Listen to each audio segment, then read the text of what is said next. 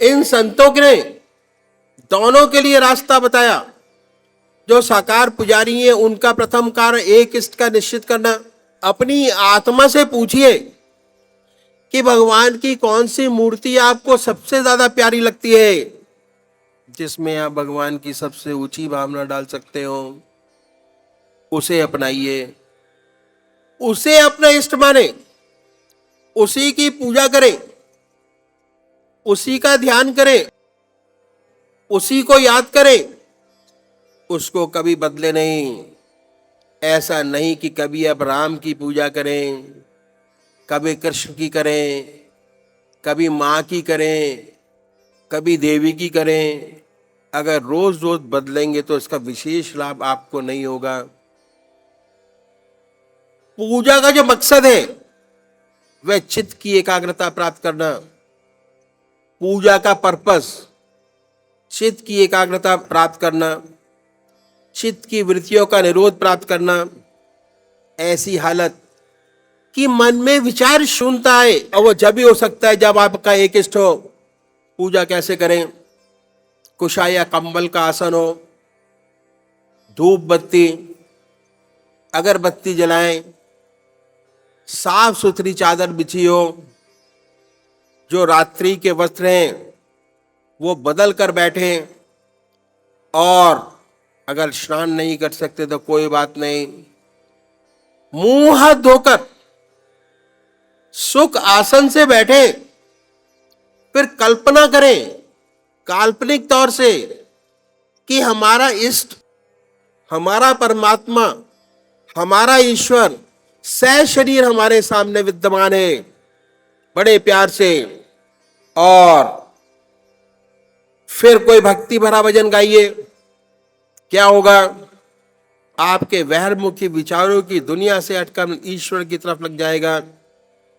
इसके बाद जब आप ध्यान करेंगे तो ध्यान बनेगा। पहले बाहर अपने इष्ट की मूर्त को बनाएं।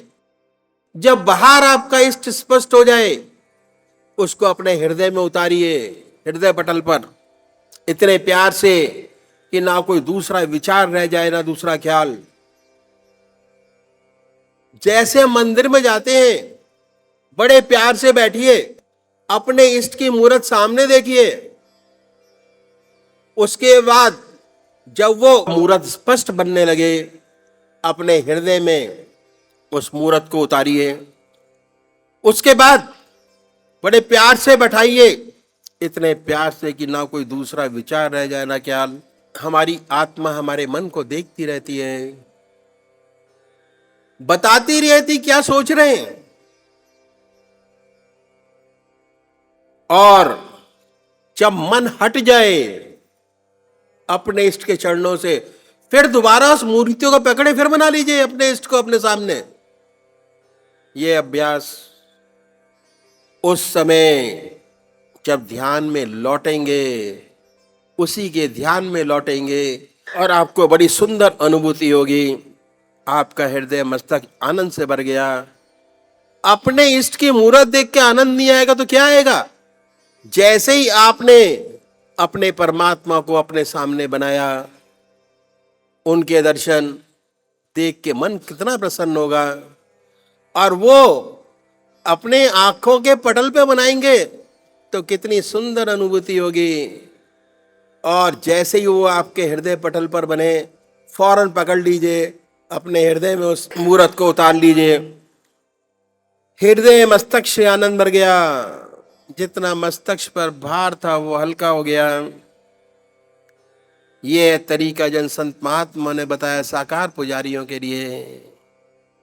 ऐसे पूजा करेंगे तो विशेष लाभ होगा, चित्त की एकाग्रता प्राप्त होगी और सुषुप्ति की अवस्था प्राप्त होगी। ये रास्ता है सुषुप्ति की अवस्था प्राप्त करने का। और उसके बाद धीरे धीरे सुषुप्ति से सहज समाधि में प्रवेश करेंगे, और एक दिन उनका अनुभव होने लगेगा कि वो हमेशा उनकी छत्र छाया में हम चल रहे हैं। दूसरे वो भाई हैं जो निराकार भगवान के उपासक हैं, परमात्मा को मूर्ति में नहीं मानते, भगवान के नाम को पकड़ें और उस नाम को चुने जो आपकी आत्मा को सबसे प्यारा लगता हो। ओम, अल्लाह, वाहेगुरु। जो आपकी आत्मा को अच्छा लगे उसको चुन सकते हैं। जो नाम आपकी आत्मा को प्यारा लगे उसे पकड़ें। फिर आसन तो वही है, सुख आसन से पलौती लगाकर बैठे, हृदय की तरफ निगाह कीजिए और आनंदमय अवस्था बनाए। और ये ख्याल करें कि जब आपका हृदय धुक धुक करता है, उस धुकधुकी में उससे जो ओम नाम निकल रहा है, जो नाम सुना है वह निकल रहा है। हृदय ओम ओम कह रहा है, हृदय से, जवान नहीं कह रही। और जब तक ये ना हो तब तक बड़े प्यार से मानसिक जाप कर सकते हैं। ओम, बड़े प्यार से ओम। उसके वाइब्रेशन को महसूस कीजिए ओम के। धीरे धीरे ऐसी अवस्था आती है, आपको बहुत स्पष्ट सुनाई देने लगता है कि हृदय से ओम की आवाज निकल रही है। ऐसी हालत पैदा होती है, ना कोई दूसरा ख्याल रहता ना विचार। उस ओम में ऐसे तल्लीन हो जाते हैं कि सिर्फ वही रहता है, ना कोई दूसरा विचार रहता है ना ख्याल। और उसको देखते देखते अपना होश नहीं रहता, अपने आप से गायब हो जाते हैं, उसमें लिपट जाते हैं ओम में। और जब चेतन अवस्था आती है, उसी का नाम सुनते होते हैं और हमें एहसास होता है बड़े आनंद का कि हमारा मस्तक अनुपम आनंद से भर गया, बड़ी शांति का अनुभव मिला। तो ये इन संतों ने पूजा का तरीका बताया। यदि ऐसे पूजा करेंगे विशेष लाभ होगा, चित्त की एकाग्रता प्राप्त होगी, सुषुप्ति की अवस्था प्राप्त होगी। आज सुषुप्ति से सहज समाधि में प्रवेश कर जाएंगे। धीरे धीरे हमें आत्मा और परमात्मा का अनुभव होने लगेगा और एक दिन हम उससे एकाकार हो जाएंगे और ज्योति से ज्योति मिल जाएगी। इन संतों ने इस बात का विशेष ध्यान रखा कि हमारे काम का समय न लिया जाए। पहली सीढ़ी का दूसरा सब स्टेप। अब ये हमने आधा घंटा सुबह पूजा की और आधा घंटा सायंकाल परमात्मा की याद के, 1 घंटा परमात्मा की याद। 24 घंटों में से 1 घंटा परमात्मा की याद, 23 घंटे दुनिया का काम। पहला स्टेप का पहला पार्ट। हर मनुष्य भोजन करता है। यह देखा गया कि इस बात का विशेष ध्यान रखा कि हमारे काम का समय न लिया जाए। पहली सीढ़ी का दूसरा स्टेप। हम बहुत बिजी आदमी हैं, अपने व्यवसाय में, अपने घर में, अपने गृहस्थ में, अपने बच्चों में हमारे पास टाइम है का? इन संतों ने 24 घंटे में जो आपका गृहस्थ का काम चलता है उसी में से समय निकाल दिया। दूसरा क्या हुआ कि हर मनुष्य भोजन करता है। अब भोजन करने में आधा घंटा दोपहर को और आधा घंटा रात्रि को लगाता है। यह समय ऐसा है कि खाली है और कोई काम नहीं कर रहे होते। इसमें भोजन हमारे सामने होता है, हम उसका भोजन का पान करते हैं। अब हुआ क्या? भोजन के तरीके में परिवर्तन लाना पड़ेगा। वास्तव में हमारा जो पुराना कल्चर था वो यही था जो मैं आपके सामने रखूंगा। बहुत पुराना कल्चर था और ये अभी भी अपनाया जाता है गांव में। शहरों में क्या हुआ कि वेस्टर्न कल्चर की छाप पड़ी और हमारा स्टैंडर्ड हाई फूड ऊंचा हो गया। पश्चिम सभ्यता, पहले जमीन पर बैठकर भोजन करते थे, अब मेज कुर्सी पर बैठकर भोजन करते हैं। इसमें कोई नुकसान नहीं। हर्ष क्या है? हमारा स्टैंडर्ड 2.5 फुट ऊंचा अब मेज कुर्सी पर बैठकर भोजन करते हैं, इस बात में कोई नुकसान नहीं। विशेष अर्थ क्या है कि जितने दुनिया भी वार्तालाप है, दुनिया की बातें हैं, वो मेज पर बैठकर होती है भोजन के, क्योंकि हमने अपना आपको वेस्टर्नाइज कर लिया, पश्चिम सभ्यता को अपना लिया। इस तरीके में तब्दीली लानी होगी। और तब्दीली क्या है? जैसे ही भोजन आपके सामने आए तो आप भगवान की अर्पण कर दीजिए, अर्पण करिए।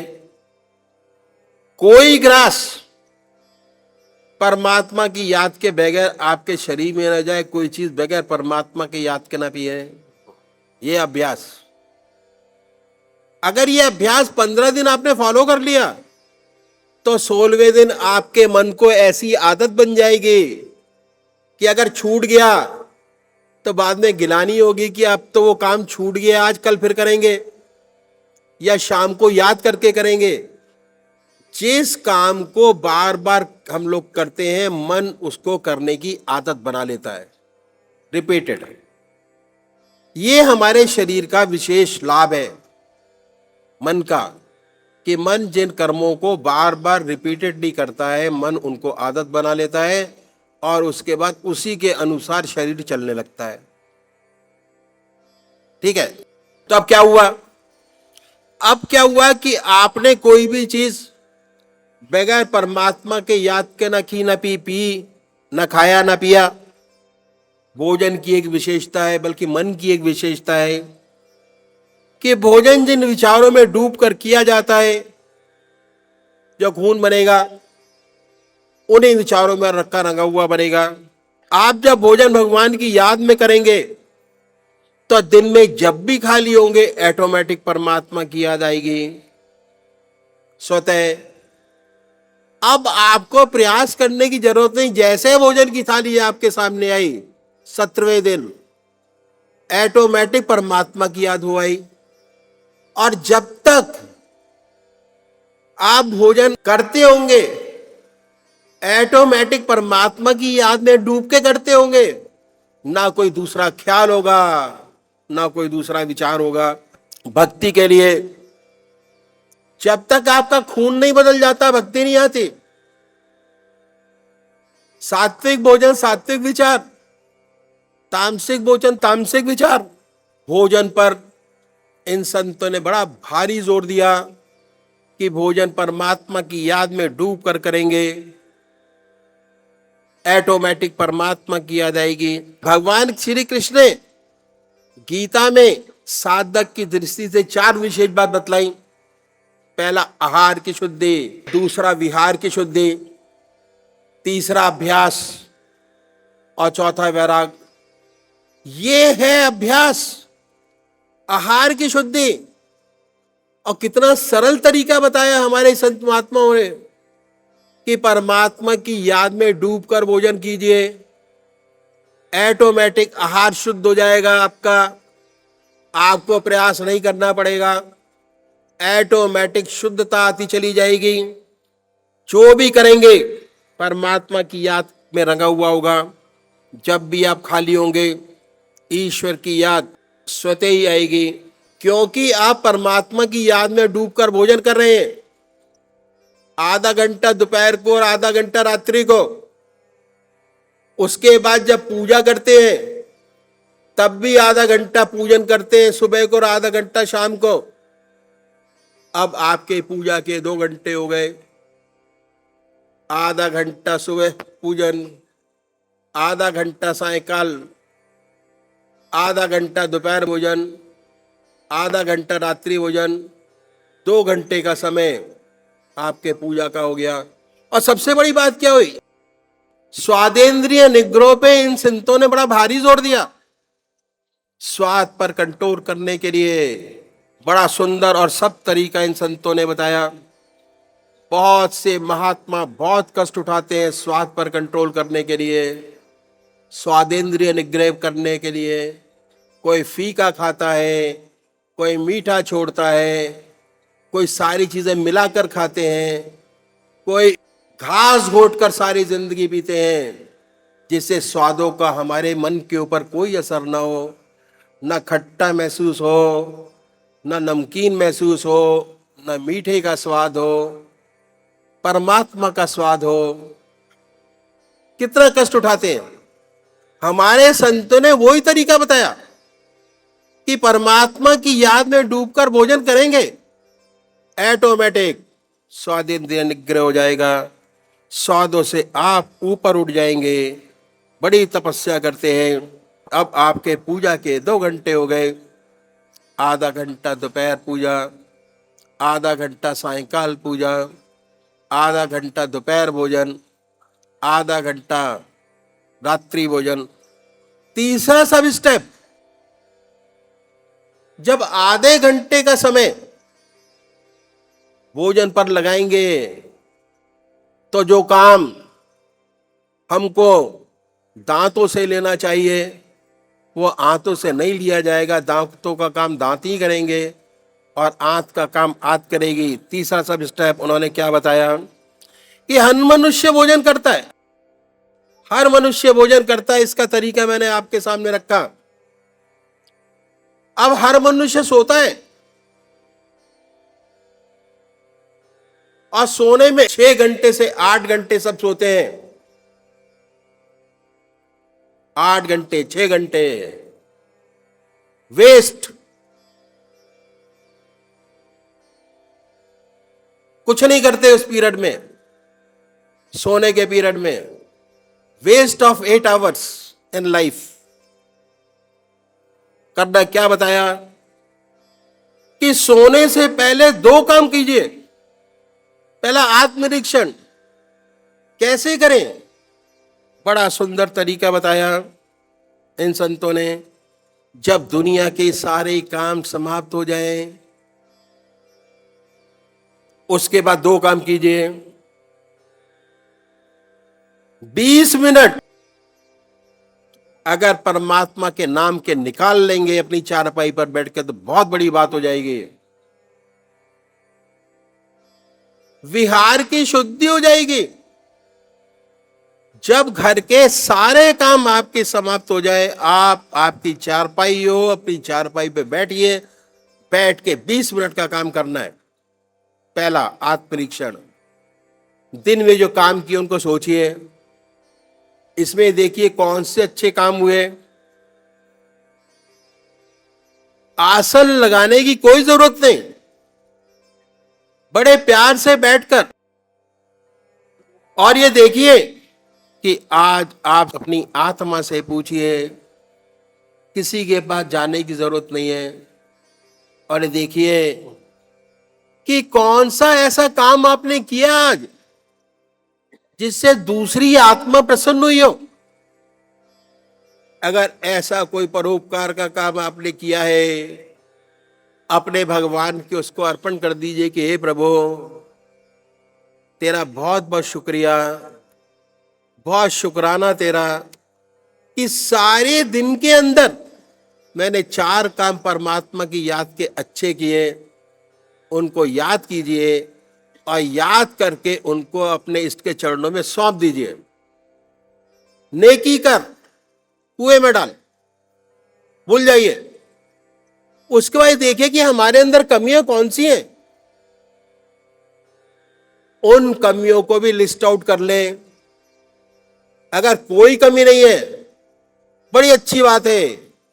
अगर आपके अंदर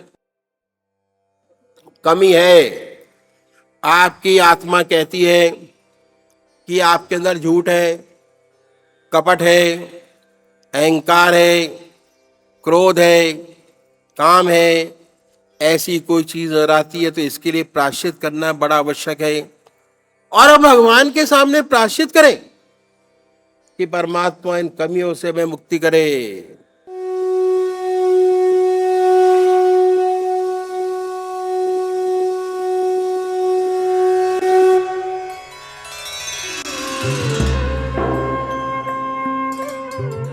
ध्यान योग के कार्यक्रम आनंद योग से निशुल्क जुड़ने के लिए संपर्क करें 9810239677।